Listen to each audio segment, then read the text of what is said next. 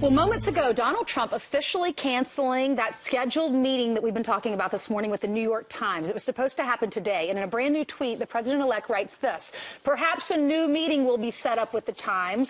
In the meantime, they continue to cover me inaccurately and with a nasty tone." Oh, boy. Former NFL player Tiki Barber knows all about dealing with the media. He and a joins nasty us tone. now. Yeah. You gotta have a thick skin, man. What's your reaction? President now.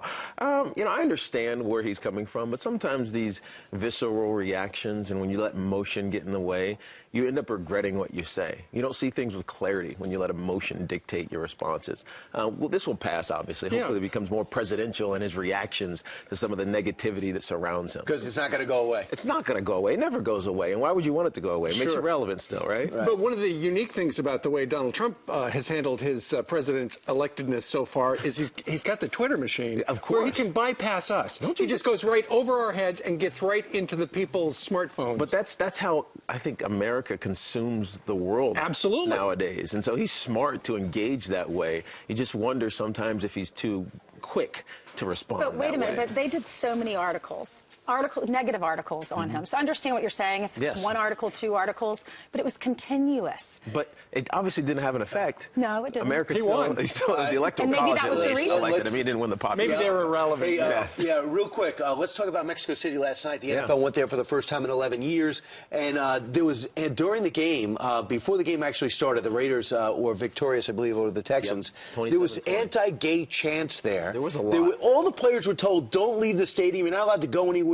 What is it like for a player to go to another country and feel this way? I never played in another country, but I can imagine that it's kind of treacherous. One, the altitude is extraordinarily high. It's 7,000, almost 7,300 feet. So you're playing in an environment that you're not used to. You're told not to drink the water. You're told not to eat the food. Sounds great. Why did they go? Exactly. Well, it's the expansion of the game. Yeah, new markets, new individuals to market to.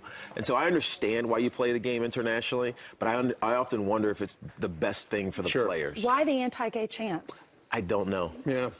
Sometimes it's random. Okay. I thought there was going to be a lot of anti-Trump chants, to be honest with you, but the Mexicans were very respectful. Let's talk a little bit about Love Without Words. Yeah, Love Without Words is a campaign that Culture City, an organization I'm on the board of, has launched to create a sensory inclusive initiative. Our current partner is the Cleveland Cavaliers and Oracle Arena. A lot of kids with autism are nonverbal and they can't express their love. Sure. Love Without Words is a campaign that will raise funds to create these sensory initiative, sensitive spaces across the world. What's your connection to autism? So my best friend, Chris, his son Mason, was diagnosed with autism a couple of years ago, and I didn't know what to do.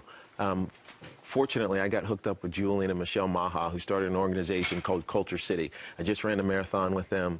I've done a few different initiatives with them. Life Box, which helps save kids' lives who wander. And Love Without Words is our latest initiative to raise some funds to create these spaces. Awareness is one thing. Acceptance is another. If I tell you your house is on fire, that's being aware. If you're going to, whatever you're going to do next, that's acceptance. I know Kimberly Guilfoyle, our friend Kimberly, and Geraldo have been very involved in this too. There's great. Kimberly. Yeah. So the call to action is easy. Go to culturecity.org.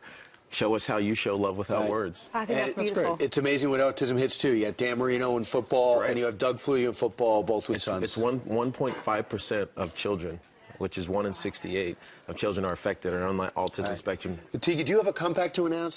Because you were in great shape. What's going on with you? I'm running a lot, man. I weigh like my brother's son. I weigh like 180. Run, football. I'm all over the place now. And I have 6 kids. Oh, man, oh, man. That's why I look young. All right. Tiki, thank you very much. Thank it's great to see you. Great to see you guys.